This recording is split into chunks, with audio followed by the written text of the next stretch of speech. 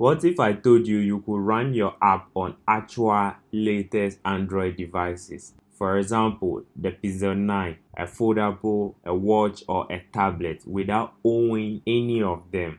Thanks to Firebase device streaming, you now have instant access to real Android devices in the cloud right inside Android Studio. No emulators, no USB, just click and stream.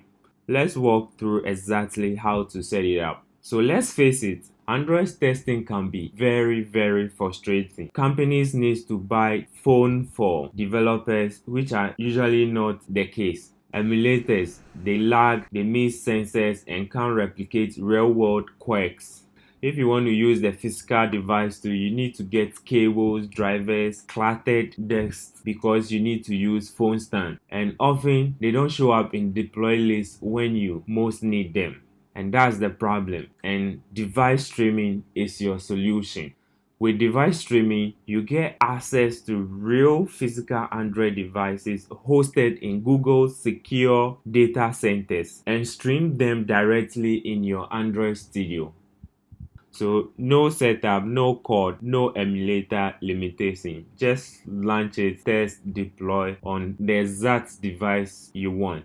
So instead of wasting hours debugging emulator quirks or juggling devices, device streaming gives you fast, clean access to a full catalog of Android phones, foldables, and tablets. Now let's get it set up. So first of all, you need the latest Android Studio. You can download it with the link in the description. You also need a Google account, a Firebase project, and obviously internet connection. So open your project as I did, and then open the device manager. Once you open it, you see a new icon here. This is the Firebase icon. Click on it and then click on login and enable device streaming. So sign in with your account, accept this, click on allow. It is connected successfully. Now you come back to Android Studio. Once you are connected, from here you can click here and you see the list of all the projects from the Firebase console. If your project is not connected to Firebase console, you can come here and follow the prompt to create one. I've already made a video taking you through how to create or connect your project to Firebase. I'll leave the link in the description. So once you create your project and it's connected, you select it from this list. This project, I've already created one, so it's called Basic Code Lab. Click on confirm.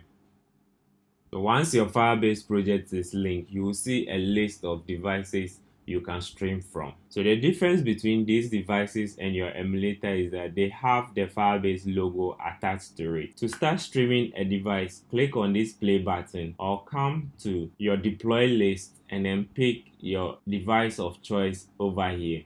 Once you select it, then you hit on the play button or you start the play button from this. So select yes. So in seconds, we have our device running. So let's run the application. In seconds, you are interacting with real device in the cloud, smooth, fast, and secure. So it runs smoothly, it's very fast. And if you come to the log cut also, you can do your debugging right here. So when we rotate the app, our interaction, everything is captured here. So you can start multiple devices. So try that one and give me your feedback in the comment section.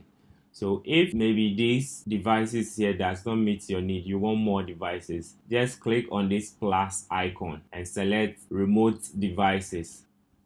This brings up all the phones available from other device providers like Samsung, Motorola, etc. So you can choose between the tablets, the watch to filter it. So you have the option here. You can start these devices if you want. So just click on the plus icon. It will open this window for you to pick from. So how do you say it? Is it a cool feature? Let me know in the comment section. So once you are done with testing, head back to the device manager and click on this keyback menu. Then click return and erase device. This ensures your session ends securely. and the device is factory reset before it goes back to the next developer. Why is this a big deal? Because you can now test real-world performances, foldable behaviors, animation, and responsiveness on devices you might not own without any setup pain. A few things to note. Sessions are time limited. It's usually 30 minutes per session. So if you want to extend that, you have to move on to the paid plan. So you can click on here to view the paid plan details. And I think it is very cheap, so you can explore that. But for now, you can test it and see how it is. If it's fit for you, then you go in for it. Secondly, you have to have a stable internet to really enjoy it, because the devices are actually on a remote location. So that's it. You've just learned how to stream and test your app on real Android devices in the cloud, powered by Firebase. If this tutorial helped, smash the like button and subscribe for more no fluff Android tips.